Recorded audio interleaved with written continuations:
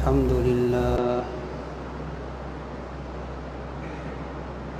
لله نحمده ونستعينه ونستغفره ونؤمن به ونتوكل عليه ونعوذ بالله من شرور أنفسنا ومن سيئات أعمالنا من يهده الله فلا مضل له ومن يضلله فلا هادي له أشهد أن لا إله إلا الله وحده لا شريك له وأشهد أن سيدنا ونبينا وحبيبنا وشفيعنا ومولانا محمدا عبده ورسوله صلى الله على سيدنا محمد وعلى آله وأصحابه وسلم تسليما كثيرا أما بعد فأعوذ بالله من الشيطان الرجيم بسم الله الرحمن الرحيم رجال لا تلهيهم تجارة ولا بيع عن ذكر الله وإقام الصلاة وإيتاء الزكاة يخافون يوما تتقلب فيه القلوب والأبصار صدق الله العظيم. وقال النبي صلى الله عليه وسلم التاجر الصدوق الأمين مع النبيين والصديقين والشهداء أو كما قال رسول الله صلى الله عليه وسلم ரவாஹு திர்மிதி. சர்வ புகழும் புகழ்ச்சியும் வல்லவன் அல்லாஹ் ஜல்ல சுபஹானஹு வ தஆலாவுக்கே உரித்தாகட்டும். சலாத்தும் சலாமும் எங்கள் தலைவர் நம் ஈருலக வழிகாட்டி எங்களுடைய உயிரிலும் மேலான ஹஸரத் முஹம்மது ரசூலுல்லாஹி ஸல்லல்லாஹு அலைஹி வஸல்லம் அன்னவர்கள் மீதும் அவர்களின் ஆல் அஸ்ஹாபுகள் தாபிஊங்கள் தபு தாபிஈங்கள் மேலும் முஸ்லிமான முஃமினான ஆண்கள் பெண்கள் அனைவர்கள் மீதும் உண்டாவதாக. அல்லாஹ் ஜல்ல சுப்ஹானஹு வ தஆலாவுடைய கட்டளைகளை கடமைகளை அவன் விரும்பக்கூடிய வடிவத்தில் அந்த ரப்புக்காக வேண்டி மட்டுமே எல்லா சந்தர்ப்பங்களிலும் எடுத்து நடக்குமாறும் அவன் விலக்கியவைகள் தடுத்தவைகள் நெருங்க வேண்டாம் என்று எச்சரித்தவைகள் அவனுக்கு விருப்பமில்லாதவைகள் ஒவ்வொன்றிலிருந்தும் முற்றுமுழுதாகவே தவிர்ந்து கொள்ளுமாறும் முதலாவதாக எனக்கும் அத்தோடு உங்களுக்கும் தக்குவாவுடைய வசியத்தை ஞாபகமூட்டியவனாக இந்த குதுபாவை ஆரம்பிக்கிறேன். கண்ணியத்துக்குரியவர்களே, மதிப்புக்குரியவர்களே, அல்லாஹ்வின் நல்லடியார்களே, பெரியோர்களே, சகோதரர்களே, அல்லாஹ் ஜல்ல சுப்ஹானஹு வ தஆலா எங்களை இந்த உலகத்திலே படைத்திருப்பது எங்களுடைய மௌத்துக்கு பின்னாலுள்ள நிரந்தரமான மறுமை வாழ்க்கையிலே நாம் வெற்றி பெறுவதற்கு தயாராகுவதற்காக வேண்டும். குர்ஆனும் ஹதீஸும் எங்களுக்கு வழிகாட்டுவதெல்லாம் நாம் இந்த உலகத்திலே இருந்து கொண்டு மறுமைக்குரியவர்களாக வாழ வேண்டும். எங்களுடைய குறிக்கோளும் எங்களுடைய இலக்கும் மறுமையை நோக்கியதாகவே அமைய வேண்டும். இந்த வாழ்க்கை ஒரு நாளைக்கு முடிந்துவிடும். நிரந்தரமான வாழ்க்கை என்பது மௌத்துக்கு பின்னால் உள்ளது. அதற்கு நாம் தயாராகுவதே இந்த உலகத்தில் நாம் வாழுவதின் நோக்கம். நபி ஸல்லல்லாஹு அலைஹி வஸல்லம் சொல்லுவார்கள், கூனு மின் அப்னாஇல் ஆஹிரா வலா தகூனு மின் அப்னாஇத் துனியா. நீங்கள் ஆகிராவுடைய பிள்ளைகளாக, ஆகிராவுக்குரியவர்களாக, மறுமைக்குரியவர்களாக இந்த உலகத்திலே வாழுங்கள். இந்த உலகத்திற்குரியவர்களாக வாழ வேண்டாம். இந்த துனியாவுக்குரியவர்களாக, இந்த உலகத்தின் பிள்ளைகள் அல்ல நீங்கள், மறுமைக்குரிய பிள்ளைகள். ஒரு மனிதன் இந்த உலகத்திலே இருந்து கொண்டு மறுமைக்குரியவராக வாழுவது எப்படி? அப்படி என்றால் ஜிக்ர் செய்து கொண்டே இருக்க வேண்டும், குர்ஆன் ஓதிக்கொண்டே இருக்க வேண்டும், தொழுகையிலே இருக்க வேண்டும், முடிந்த அளவு மஸ்ஜிதிலே இருக்க வேண்டும், தொழில் செய்யக்கூடாதா, குடும்பத்தோடு சந்தோஷமான பிரயாணங்கள் செய்யக்கூடாதா, ஏனைய வேலைகளிலே ஈடுபடக்கூடாதா, ஆகிராவுக்குரியவராகவே வாழுவதென்றால் எப்படி? அல்லாஹ்வின் நல்லடியார்களே, பெரியோர்களே, சகோதரர்களே, ஒரு மனிதன் தன்னுடைய அன்றாட வாழ்க்கையையே மறுமைக்குரிய வாழ்க்கையாக ஆக்கிக் கொள்ளலாம். பொதுவாக நாம் பார்த்தால் அமல்கள் என்று நாம் 24 மணி நேரத்திலே செய்வது அது மிகவும் குறைவு. ஃபர்லான தொழுகை எடுத்துக்கொள்வோம். ஒவ்வொருவரும் 5 நேர தொழுகைக்கு 24 மணி நேரத்தில் எவ்வளவு நேரத்தை கொடுக்கிறோம்? கூடினால் பூர்த்தியாக அழகாக நேரம் எடுத்து முன்பின் சுன்னத்துகளையும் சேர்த்து தொழுதாலும் ஒரு அரை மணி நேரம் தேவைப்படும் ஒரு தொழுகைக்கு. அவ்வாறு தொழுதாலும் கூட ஒரு 2.5 மணி நேரத்தை தான் நாம் ஃபர்லான தொழுகைக்கென்று ஒதுக்கி இருக்கிறோம். ஏனைய எங்களுடைய ஜிக்ருகள், குர்ஆன் திலாவத்துகள், அப்படியான அமல்களை எடுத்துக்கொண்டால் அது ஒரு குறுகிய நேரத்துக்கே நாம் ஈடுபடுகிறோம். அது அல்லாத ஏனைய எத்தனையோ நாம் எல்லோரும் ஈடுபடக்கூடிய பல காரியங்கள் இருக்கிறது. சாப்பிடுவதற்கு நாம் நேரம் ஒதுக்குகிறோம். தூங்குவதற்கென்று பெரிய ஒரு நேரம் எங்களுக்கு தேவைப்படுகிறது. கூடுதலான நேரத்தை ஒரு ஆண் வயது வரும் பொழுது தொழிலுக்காக வேண்டி செலவழிக்கிறார். ஏன்? அவர் அதன் பக்கம் ஒரு நிர்பந்தத்துக்கு உள்ளாக்கப்படுகிறார். பணம் சம்பாதிப்பதற்காக வேண்டி, தொழிலுக்காக வேண்டி ஒவ்வொருவரும் தன்னுடைய ஒரு குறிப்பிட்ட வயதை அடைந்ததிலிருந்து மௌத்து வரையிலே அந்த நேரத்தை அவர் ஒதுக்கி இருக்கிறார். வாழ்க்கையிலே உள்ள பெரிய ஒரு பகுதியை நாம் தொழிலுக்கென்று கொடுத்திருக்கிறோம், ஒதுக்கி இருக்கிறோம். எனவே நாம் ஒவ்வொருவரும் இப்பொழுது எப்படி யோசிக்க வேண்டும் என்றால், நான் தொழிலுக்கு என்று பெரிய ஒரு நேரத்தை ஒதுக்கி இருக்கிறேன், நான் செய்யக்கூடிய அந்த தொழிலின் மூலம் எப்படி நான் மறுமையை தேடுவது? ஃபர்லான தொழுகையை தொழுதுவிட்டேன், ஏனைய கடமைகளை நிறைவேற்றினேன், தொழிலுக்காக வேண்டி அவர் நேரம் கொடுப்பதை பற்றி எந்த பிரச்சனையும் இல்லை, அவர் கொடுக்க வேண்டும். அந்த தொழிலின் மூலமே அவருக்கு மறுமையையும் ஆகிராவையும் தேடிக்கொள்ளலாம். அது ஹலாலான எந்த தொழிலை மனிதன் செய்தாலும் சரி. அல்லாஹு தஆலா ஒரு மனிதனிலே இவர் என்ன தொழில் செய்கிறான் என்பதை பார்ப்பதில்லை. அவர் செய்வது ஹலாலான தொழிலாக இருந்தால் அதை எப்படி செய்கிறான் என்பதைத்தான் பார்க்கிறார்.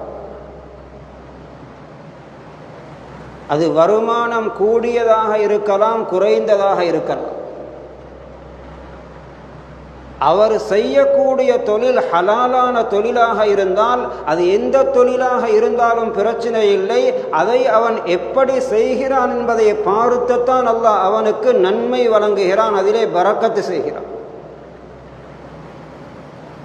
அது எந்த தொழிலாகவும் இருக்கலாம். எந்த தொழிலை எடுத்துக்கொண்டாலும் அந்த ஒவ்வொரு தொழிலுமே சமூகத்துக்கு தேவையானது. ஒருவர் விறகு வெட்டி சம்பாதிக்கக்கூடியவராக இருக்கலாம். இன்னும் ஒருவர் மரங்களிலே ஏறி அந்த மரங்களிலே உள்ள காய்களை ஆய்ந்து கொடுத்து சம்பாதிக்கக்கூடியவராக இருக்கலாம். அவருக்கு அந்த தொழில் தான் தெரியும் என்று வைத்துக் கொள்ளுங்கள். இன்னும் ஒருவர் சமையல்காரராக இருக்கலாம். இன்னும் ஒருவர் கட்டுமான வேலை செய்யக்கூடியவராக இருக்கலாம். இன்னும் ஒருவர் வாகன ஓட்டுநராக இருக்கலாம். கூலி வேலை செய்யக்கூடியவராக இருக்கலாம். முத்தங்களை, காடுகளை, மேடுகளை சுத்தம் செய்து கொடுத்து சம்பாதிக்கக்கூடியவராக இருக்கலாம். இவைகளில் எந்த தொழிலின் பக்கம் சமூகம் தேவையற்றவர்கள் என்று சொல்லுங்கள் பார்க்கலாம். கையிலே நிறைய பணம் இருக்கிறது என்பதனால் இவருக்கு வீடு கட்ட முடியாது, இவருக்கு தேவையான கட்டிடத்தை அமைக்க முடியாது. அதன் பக்கம் அவர்கள் கட்டுமான வேலை செய்யக்கூடியவர்களிடம் தேவை காண்கிறார்கள். அவர்கள் எனக்கு இன்னும் 2 மாதத்துக்கு நேரம் இல்லை என்றால் அவர் நேரம் தரும் வரையிலே இவர் எவ்வளவு பெரியவராக இருந்தாலும் காத்திருக்க வேண்டும்.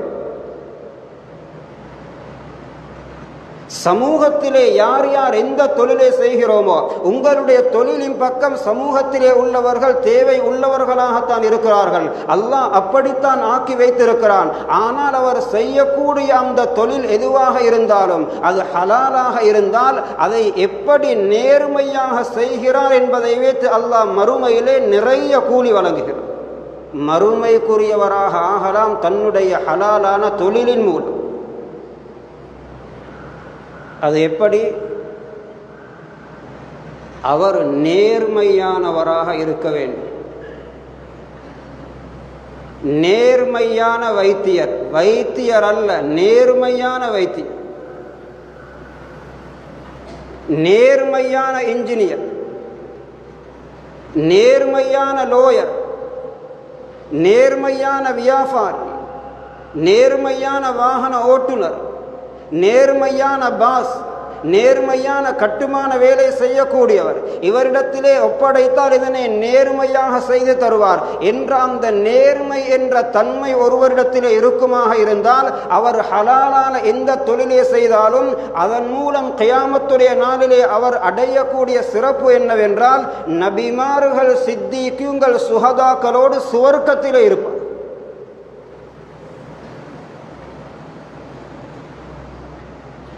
நிபந்தனை நேர்மையானவர். நேர்மையானவர் என்ற பட்டியலுக்குள் நான் செய்யக்கூடிய தொழிலின் மூலம் எப்படி வரலாம் என்பதைத்தான் மனிதன் யோசிக்க வேண்டும். முதலாவது நிபந்தனை, நேர்மையானவர் என்பதற்குள் நுழைவதற்கு அவர் எந்த துறையில் ஈடுபட்டாலும் முதலாவது நிபந்தனை அவர் ஒரு தொழுகையாளியாக இருக்க வேண்டும். தொழுகை இல்லாதவனை பார்த்து ஒரு நாளும் நீங்கள் நேர்மையானவர் என்று சொல்ல வேண்டாம். அவன் அந்த வார்த்தைக்கு தகுதி இல்லாத. சிலர் சொல்லுவார், அவர் மஸ்ஜிதுக்கு வராவிட்டாலும் தொழாவிட்டாலும் அவனுடைய தொழிலிலே நேர்மையான். அல்லாஹ் அவனுக்கு தொழிலை வழங்கி, அல்லாஹ் அவனுக்கு ஆரோக்கியத்தை வழங்கி, அவனுடைய தேவையை நிறைவேற்றுவதற்கு பணத்தை வழங்கி, அவனுக்கு சகல நியமத்துகளையும் வழங்கிவிட்டு என்னுடைய கடமை 5 நேர தொழுகைக்கு நீ வா என்று அவன் அழைக்கும் பொழுது அந்த தொழுகையை நிறைவேற்றாதவன், அந்த ரப்புடைய கட்டளையை மதிக்காதவன், ரப்போடு நன்றி கெட்ட முறையிலே நடக்கக்கூடியவன், படைத்தவனுடன் நேர்மையாக நடக்காமல் படைப்புகளோடு நேர்மையாக நடந்து என்ன பிரயோசனம்? எனவே தொழுகை இல்லாதவனை அவனுடைய எந்த நல்ல தன்மையை பார்த்துவிட்டும் இவர் நேர்மையானவன், இவன் தொழுகை இல்லாவிட்டாலும் நல்லவர், இவர் தொழுகை இல்லாவிட்டாலும் அப்படி என்று புகழ வேண்டாம். அவன் தொழுகை இல்லாமல் இருப்பதை அவன் நேர்மை இல்லாதவன், நன்றி கெட்டவன் என்பதற்குரிய முதலாவது அடையாளம்.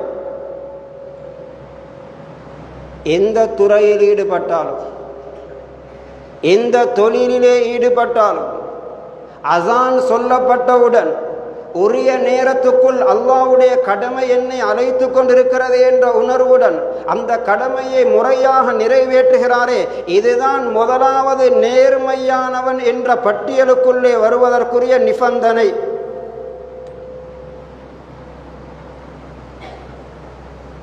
இரண்டாவது, அந்த தொழிலிலே, அந்த வருமானத்திலே அந்த வியாபாரத்திலே வரக்கூடிய வருமானத்திலிருந்து அவருக்கு ஜகாத்து கடமையாக இருந்தால் அல்லாஹ்வுக்குரிய அந்த கடமையான ஜகாத்தை சரியாக நிறைவேற்றக்கூடியவராக அவர் இருக்க வேண்டும்.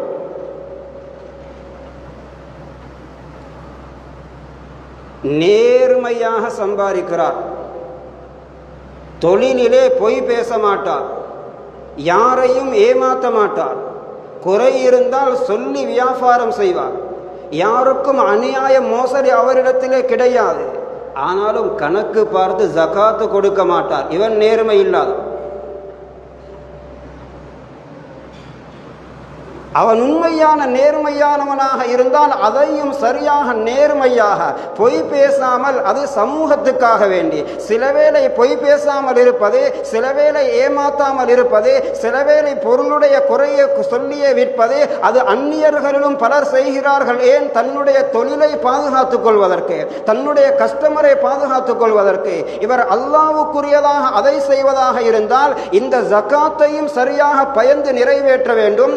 இரண்டாவது நிபந்தனை, தன்னுடைய தொழிலிலே, தன்னுடைய வருமானத்திலே, தன்னுடைய கடையிலே, என்னுடைய பிசினஸிலே எனக்கு வருடம் பூர்த்தியாகும் பொழுது ஜகாத் எப்படி கடமையாகிறது, அந்த ஜகாத் எப்படி நான் கணக்கெடுக்க வேண்டும், அந்த 2.5 வீதத்தை எப்படி நான் அதிலிருந்து வெளியிலே எடுக்க வேண்டும், அதை யார் யாருக்கு எப்படி பங்கு வைக்க வேண்டும் என்ற முழு மார்க்க சட்டங்களையும் படித்து உரிய முறையில் அந்த ஜகாத்தை நிறைவேற்றக்கூடியவராக இருந்தால்தான் அவர் நேர்மையானவர் என்ற பட்டியலுக்குள் வரலாம். இரண்டாவது நிபந்தனை அது. அப்படி இல்லை என்றால் தொழுகை இல்லாமல் இருப்பதென்பது அவனை நரகத்துக்கு தள்ளிவிடும். ஜகாத்து கொடுக்காமல் இருப்பதென்பது அவனை நரகத்துக்கு தள்ளிவிடும். கியாமத்திலே பயங்கரமான தண்டனைக்கு அவனை உள்ளாக்கிவிடும். அவர் எவ்வளவு நல்லவராக இருந்தாலும் சரி, நேர்மையான வியாபாரியாக தொழிலாக ஆக வேண்டுமாம். இரண்டாவது, அவர் கணக்கு பார்த்து ஜகாத்தை நிறைவேற்றக்கூடியவராக இருக்க வேண்டும். மூன்றாவது, ஏனைய அல்லாஹ்வினுடைய ஒவ்வொரு கட்டளைகளையும் அந்த தொழிலிலே பணம் சம்பாதிப்பதிலே அவர் கவனிக்க வேண்டும். பொய் பேசக்கூடாது, ஏமாற்றக்கூடாது, அளவு நிறுவையிலே மோசடி செய்யக்கூடாது, கலப்பு வியாபாரம் செய்யக்கூடாது, குறையை குறையாக சொல்லி விற்க வேண்டும். தன்னுடைய சுய லாபத்தை மாத்திரம் பார்க்கக்கூடாது. தன்னுடைய லாபத்துக்காக வேண்டி பொருள்களை தேவைப்படும் பொழுது பதுக்கக்கூடாது, பதுக்கல் வியாபாரம் செய்யக்கூடாது. இந்த ஒவ்வொன்றிலும் பேணுதலாக இருக்கும் பொழுது இவர்களை பார்த்துத்தான் ஹதீஸ் சொல்லுகிறது, இவர்களை பார்த்துத்தான் குர்ஆன் சொல்லுகிறது. ரிஜாலுன், இவர்கள்தான் உண்மையான மனிதர்கள். யார்? மனிதர்களை பார்த்து கொள்ளுங்கள். குர்ஆன் சொல்லுகிறது, சிறந்தோர்களை, சான்றோர்களை, நல்லோர்களான மனிதர்களை பாருங்கள். எங்கே? அந்த நல்லோர்களை மஸ்ஜிதுக்குள் மாத்திரமல்ல, போய் பஜாரிலும் பார்க்கலாம்.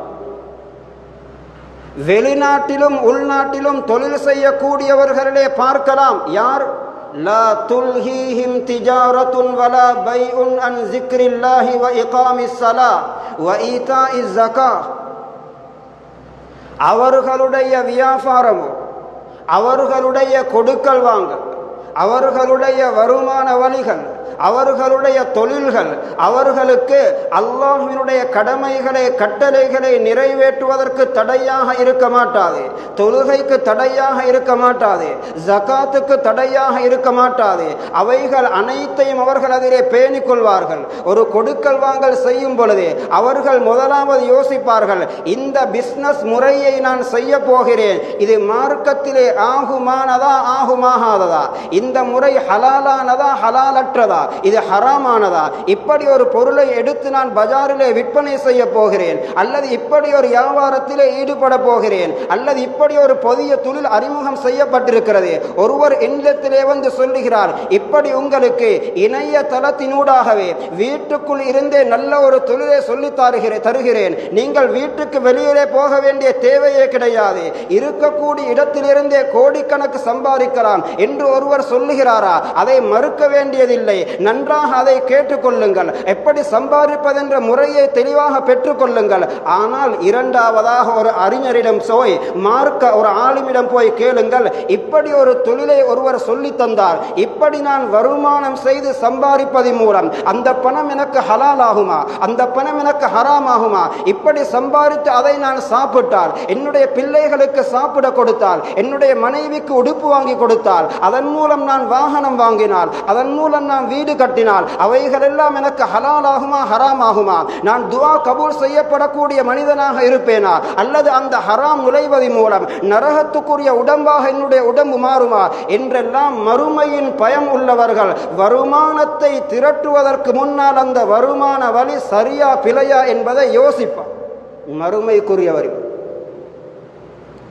இதனால் தான் குர்ஆன் சொல்லுகிறது, யகாஃபூன யௌமன் ததகல்லபு ஃபீஹில் குலூபு வல் அப்சார்.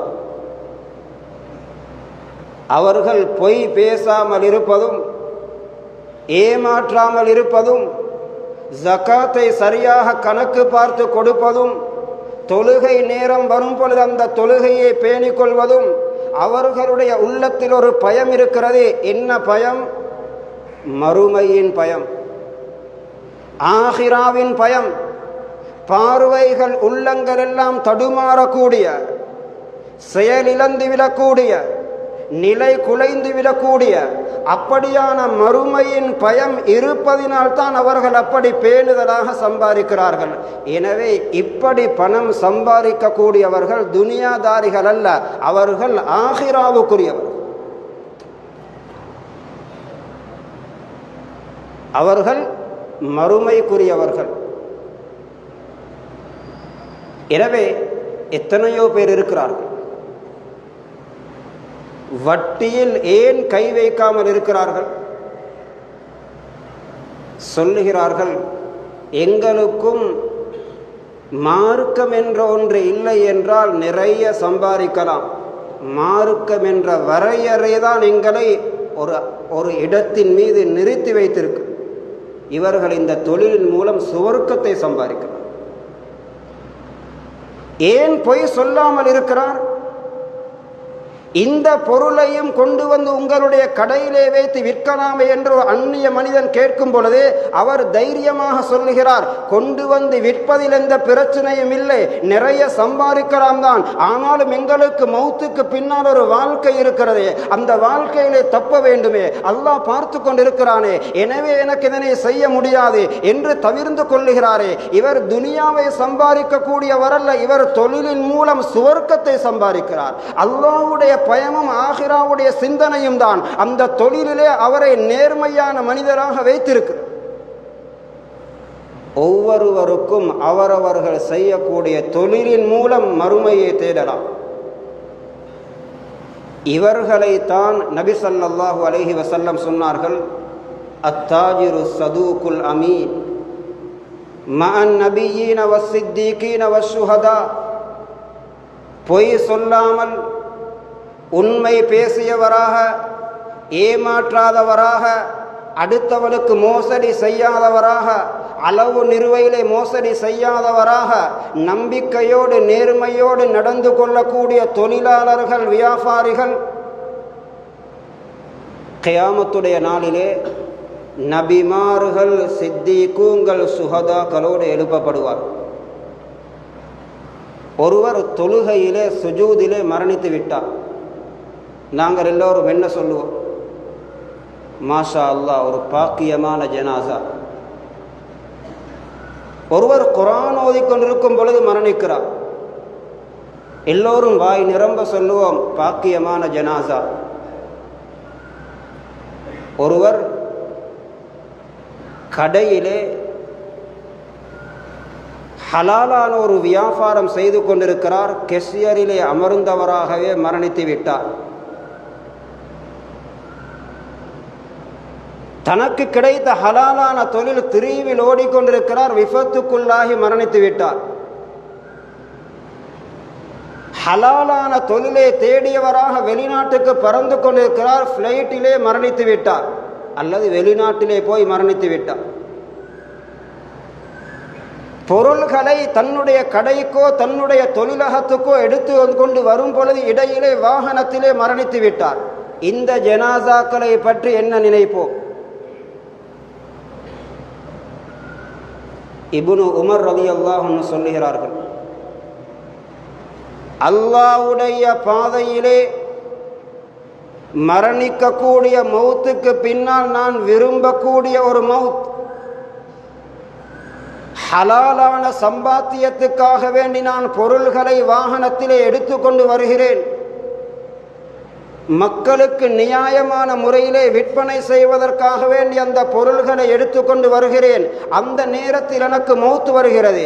நான் தொழில் செய்து கொண்டிருக்கும் பொழுது, நான் ஹலாலை தேடிக்கொண்டிருக்கும் பொழுது எனக்கு மௌத்து வருகிறது என்றால் அது நான் விரும்பக்கூடிய மௌத் என்றார்.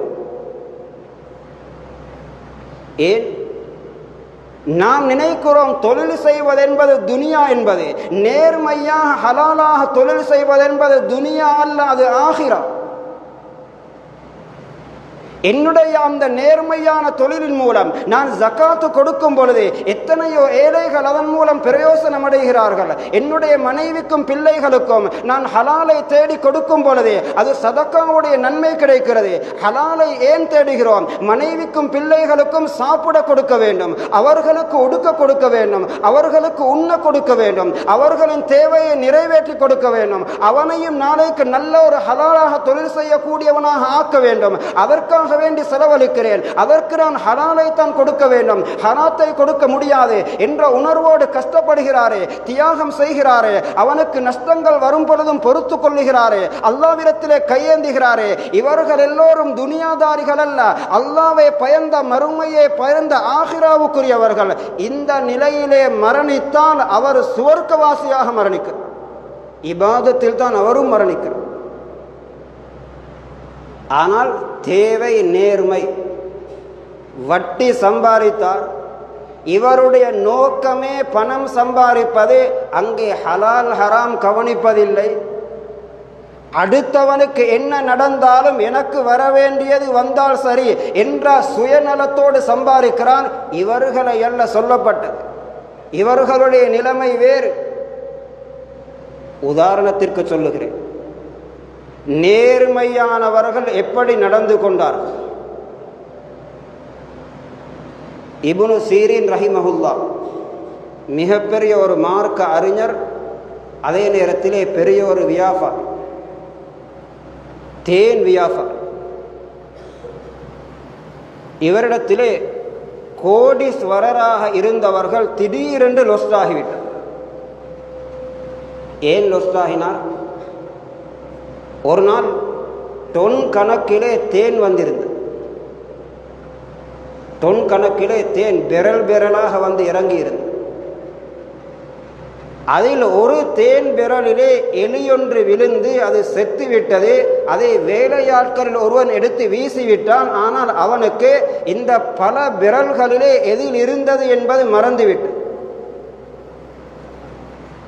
இப்னு சீரின் ரஹிமஹுல்லாவிடம் வந்து சொன்னார்கள் அந்த வேலையாட்களில் ஒருவன், ஹஸரத் அவர்களே, இந்த விரல்களில் ஒன்றுக்குள்ளே எலி செத்து விழுந்திருந்தது, வெளியிலே வீசினேன், அது எந்த விரல் என்பதை மறந்துவிட்டேன். என்ன சொல்லி இருப்பார்? இங்குதான் நான் நேர்மையானவரா சுயநலவாதியா என்பதை முடிவு செய்ய. இப்படி ஒரு நிலை வியாபாரத்திலே வரும்போது அவர் சொல்லவில்லை அனைத்தையும் ஒரு இடத்துக்கு ஒன்று சேர்த்துவிட்டு திரும்பவும் ஊத்துங்கள் என்று சொல்லவில்லை. அல்லது தெரியாவிட்டால் என்ன செய்வது, அதற்காக வேண்டி நான் நஷ்டத்தை சுமப்பதா, எப்படியோ விற்றுவிடுங்கள், அது யாருக்கு தெரிய போகிறது என்று சொல்லவில்லை. சொன்னார்கள், எது என்று தெரியாவிட்டால் முழு தேன் விரல்களையும் வீசி எறிந்துவிடு, என்னுடைய லாபத்துக்காக வேண்டி மக்களுக்கு தீங்கை ஏற்படுத்த முடியாது. அதை யாரோ ஒரு சிலருக்குத்தான் அது போகுமாக இருந்தாலும் அதன் மூலம் அவனுக்கு தீங்கு ஏற்படலாம். எனவே முழு தேன் விரல்களையும் வீசிவிடு, ஒன்றையும் பாவிக்காது என்றார். அதன் மூலம் அவர் லொஸ்டாகினார். இதுதான் ஆகிராவுக்குரியவர்கள் சம்பாதிப்பதின் மூலம். தனக்கு லாபம் வரும் பொழுதும் அதனை எடுத்துக்கொள்வார்கள், தனக்கு நஷ்டம் வரும் பொழுதும் அதனை பொருந்திக் கொள்வார்கள். தனக்கு நஷ்டம் வராமல் இருப்பதற்காக வேண்டி மக்களுக்கு அநியாயம் செய்ய மாட்டார். ஒரு பெரிய மனிதர் இருந்தார். அவர் கோதுமை வியாபாரம், வாசித்திலிருந்து பசராவுக்கு டொன் கணக்கிலே கோதுமை ஏற்றுமதி செய்கிறார். வேலையாட்களிடம் சொல்லி அனுப்புகிறார், இந்த மாவுகளை கோதுமையை எடுத்துக்கொண்டு போய் பசராவுக்குள் நுழையும் பொழுது பசராவிலே நீ போகக்கூடிய நாளில் அதற்கு என்ன விலை போகிறதோ அந்த விலைக்குத்தான் விற்க வேண்டும். அவர் போனார். அங்கே இருந்த இடைத்தரகர்கள், எல்லா இடங்களிலும் இப்படியானவர்கள் இருப்பார், சொன்னார்கள், அடுத்த வாரம் ஆகும் பொழுது கோதுமை விலை நன்கு ஏறப்போகிறது, இப்பொழுது விற்க வேண்டாம், ஒரு வாரம் பொறுமையாக இருங்கள், டபுள் டிபல் மடங்கிலே லாபம் எடுக்கலாம். இவரும் அப்படி செய்தார். வாசித்திலே இருக்கக்கூடிய தன்னுடைய அந்த தலைவரிடம், பொஸ்ஸிடம் சொல்லி அனுப்புகிறார், ஒரு வாரம் கழித்துத்தான் பொருள்களை விற்றேன், ஆனால் நிறைய லாபம் கிடைத்தது. அவர் சொன்னார், உனக்கு நான் என்ன சொன்னேன்? மக்களுக்கு அந்த பொருளின் பக்கம் தேவை இருக்கும் பொழுது ஏன் விலை ஏறுவதற்காக வேண்டி நீ இந்த பதுக்கல் வேலையை செய்தாய்? அதில் ஒரு ரூபாவையும் எடுத்துக்கொண்டு வராதே, எந்த இடத்திலே விற்பனை செய்தாயோ அந்த இடத்திலே உள்ள எல்லோருக்கும் அந்த பணத்தை சதக்கா கொடுத்து விட்டு வா என்றார். அல்லாஹ்வை பயந்து தொழில் செய்தார். ஜரீர் இப்னு அப்துல்லா ரலியல்லாஹு அன்ஹு,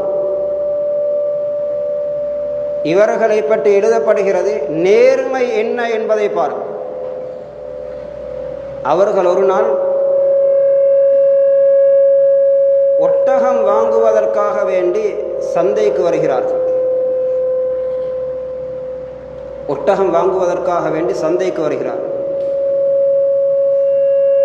நீண்ட நேரம் பார்த்து கொண்டிருக்கிறார்கள்.